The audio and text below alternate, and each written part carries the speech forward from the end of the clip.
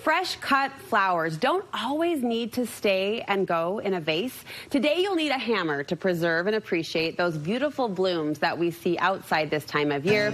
You can buy a bouquet or you can forage those flowers from your own yard.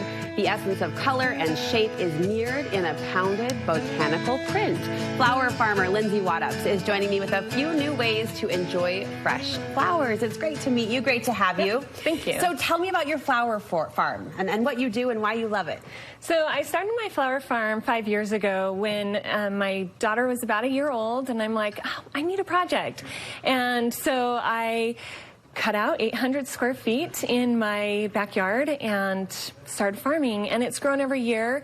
The first year I did farmers markets and I did bouquet subscriptions, and that's been a constant throughout the years, but I supplied 160 bouquets a week for Harmons 3 years ago. Oh my goodness. It was amazing. Lindsey, what do you grow?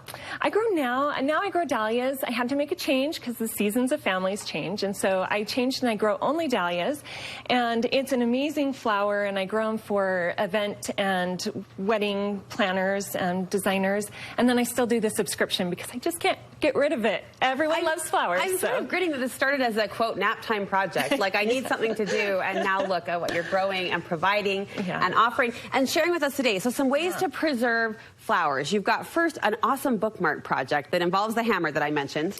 Yeah, so one of the ways that you can save your flowers, whether it's like because it's sentimental, you've received flowers from somewhere, or you want a fun project to do with your kids, you can take your flowers and you can smash them onto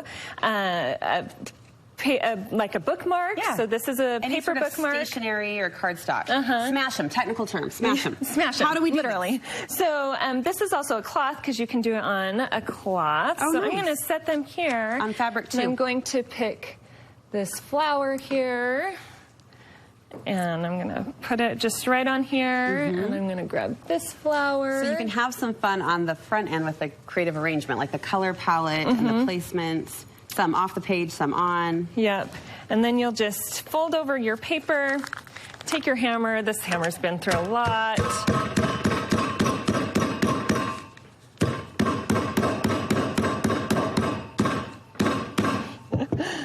Making a little noise.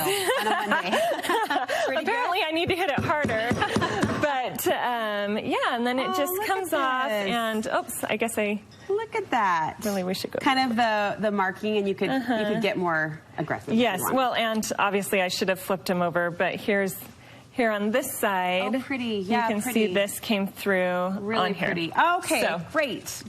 Some other ways to preserve fresh flowers. You put them on edibles on yeah, so this is a fun thing about local farms is that the movement is really an organic movement. So you do still need to ask, but you can get rose petals and put them onto your cookies and add a little bit of a flair that way. So that organic movement makes it possible to eat. Yeah, it makes it, if you're growing it from, and you can grow it from seed at your house, simple things like bachelor buttons, nasturtiums, these are all examples of things that you can grow and put on flowers, and they're easy to grow from home, and as long as you don't spray them with pesticides and herbicides, then they can go onto the cookies. How have you placed this? How have you done this? So what we've got in here is the glaze, and we're just going to take this cookie. So just a regular cookie glaze with the petals kind of sprinkled. Yep, so this one has rose petals in it, and I'm going to just pull it out like this.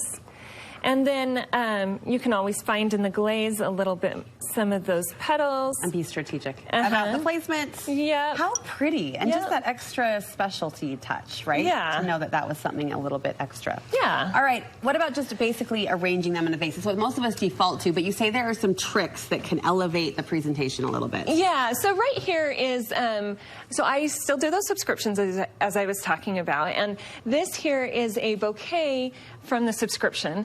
And beautiful. You can take it and drop it in a tall vase, and then you get to see just, you have to be over it. But if you want to put it into a smaller vase, you can make it feel a little more designer, have a little bit of creativity, really work with the stems and fill kind of one with your flowers and make it look better and more presentation by doing a few of these tricks. So this is chicken wire, and I've just gone out, cut a little piece, folded it into a ball, and I've set it down here, and you can just shove it down in the vase. And that acts as a grid, right? It acts as a grid. Yeah. And then if you have floral tape, and not everyone does, and sometimes I'll make it with floral tape, sometimes I won't. But you just take it and you crisscross it. Oh, I didn't cut it long enough. But crisscross. To give you that same grid effect. And that keeps the flowers kind of separate? Yeah, so it allows, one of the things with designers is they have this eye for making things look airy and beautiful. And when we shove it in a vase, then our stems don't have room to move. So you don't see the whole flower. So it spreads them out. Yeah. So you can just take your flowers. So this is that same bouquet. Yeah. This is it arranged in a more designer style. And then here, this is the exact same bouquet, just now laid out here for us. But you'll cut your stems short, and you'll just tuck them down here into this grid. And so shorter than people might think. Way shorter. And the vessel needs to be short. Okay. Which is great, because then when you're sitting at the table, it's not at your eye level. So you can see around it. Yeah. Well, as you continue to place those blooms, we're out of time, but quickly tell me about Utah Flower Day. That's coming up as well. Yes. So Utah Flower Day is coming up on August 5th. It's from 5 to 8 p.m. down at the Viridian Center in West Jordan. Okay. And we're going to have lots of family-friendly activities, but it's a time for you to be able to connect with the flower farmers that are around you, to be able to buy edible flowers or to buy a subscription to have that chance. Fantastic. Thank you so much. Thanks for the ideas, and nice to meet you. Thank you.